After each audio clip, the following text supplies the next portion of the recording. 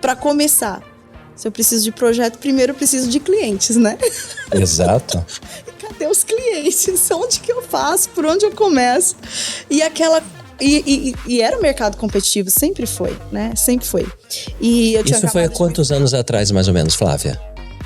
18 anos. Quer dizer, as mídias sociais não existiam. Não existiam 18 anos atrás. Não sou tão velha assim, tá? Mas... Com certeza não. Mas não existiam. O que existia era busca na internet. Então, busquei muito na internet. Sebrae. Busquei o Sebrae para algumas consultorias. Só que eu era muito jovem, tinha um espírito assim de empreendedor. Eu achava que tudo ia dar certo do jeito que eu pensava, do jeito que eu acreditava. E realmente muitas coisas aconteceram boas, mas outras que eu poderia ter evitado acontecer, como por exemplo, eu projetava muito. Vou dar um exemplo para você. Até para a questão de empresarial, isso é importante. Eu focava no projeto que entrou cliente, nossa, aí eu focava ali naquele projeto. E cadê a área comercial que eu esquecia? Como arquiteta e empresária e design de interiores, acabou que me ajudou a conquistar clientes melhores. Porque quando a gente não tem essa maturidade, a gente não consegue atingir um cliente melhor. Então, não subestime também quem está ao seu redor. Então, faça o seu melhor. Eu sempre fiz o melhor que eu pude. Sempre. Eu sempre foquei em fazer o meu melhor, por mais simples que era o projeto. Excelente. E isso fazia com que mesmo aquelas pessoas simples que estivessem ao meu redor me indicavam para os chefes, me indicavam para as pessoas que trabalhavam.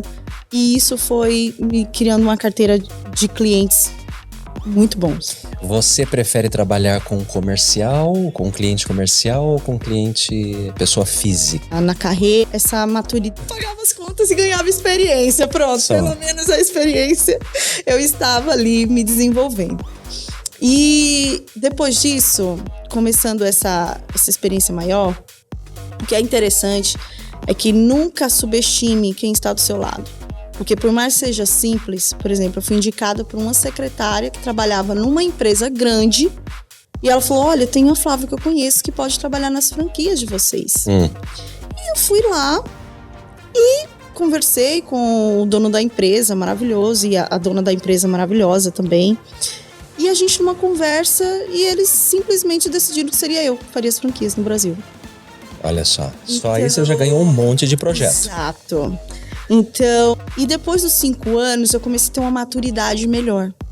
Até mesmo para entender se eu estava pagando para trabalhar, se o meu preço era o preço que eu justo, que eu poderia desenvolver um projeto e lucrar com aquilo, porque ainda tem isso. No começo eu achava que estava lucrando, mas depois só ou perdendo, né? No início, assim, os 5 primeiros anos foram muito difíceis. Porque justamente essa questão de eu aprendendo a ser empresária, empreendedora e ao mesmo tempo arquiteta, design de interiores, enfim, chegar aonde eu queria chegar. Tá. Mas eu não desisti.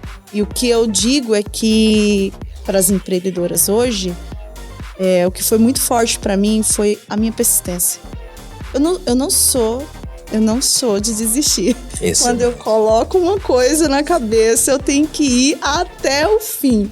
Mesmo sem coragem. Vai sem coragem mesmo. Vai com medo mesmo. Ou melhor, mesmo com medo, vai com coragem. A coisa vai adiante, exatamente. E Flávia, mais ou menos quantos anos demorou aí para você começar a engrenar? Para você começar a sentir, opa, a coisa tá dando certo, agora vai. Pronto. Acho que daquele meio que você vive. E eu vivia num meio que era muito simples. Pois então, as pessoas conhecidos, eles queriam fazer. Mas não tinha dinheiro para pagar o projeto. Exato. E o começo foi muito desafiador para mim. Porque eu vi colegas, amigas que já tinham uma posição social diferente à família. Então, para elas, foi muito mais fácil. Para mim, demorou muitos anos para eu conseguir o brand. Um bom brand. Que a gente vai falar sobre isso hoje também. Então, todos esses pontos foram... princípios que você poderia ter aprendido desde o início, mas como você falou, as universidades não ensinam sobre isso, né? E de modo geral, o arquiteto ou designer de interiores de modo geral, eles deveriam ser empreendedores, deveriam aprender sobre empreendedorismo, porque é o profissional liberal. Ele termina a escola ou ele vai para uma empresa como empregado, mas eu creio que a maioria quer ter o seu próprio escritório, constituir os seus próprios clientes e tudo mais, não é isso? Exatamente o que você está falando.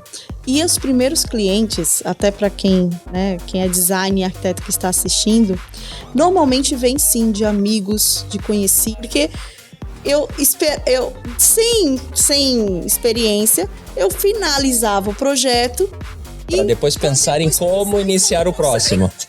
Exato. Então, assim, muito novinha na época. E acabei passando por essas experiências que eu poderia ter evitado se alguém tivesse me ensinado, né, melhor. Claro. E muitas outras, questão financeira também, separar as finanças pessoais da empresaria. Porque, eita, e agora? Onde é que eu vou prospectar cliente? Então eu dava aquele... Parecia que nem existia, porque eu ficava sonhando com a casa do meu cliente, da minha cliente. E aí, o que acontecia quando terminava o projeto?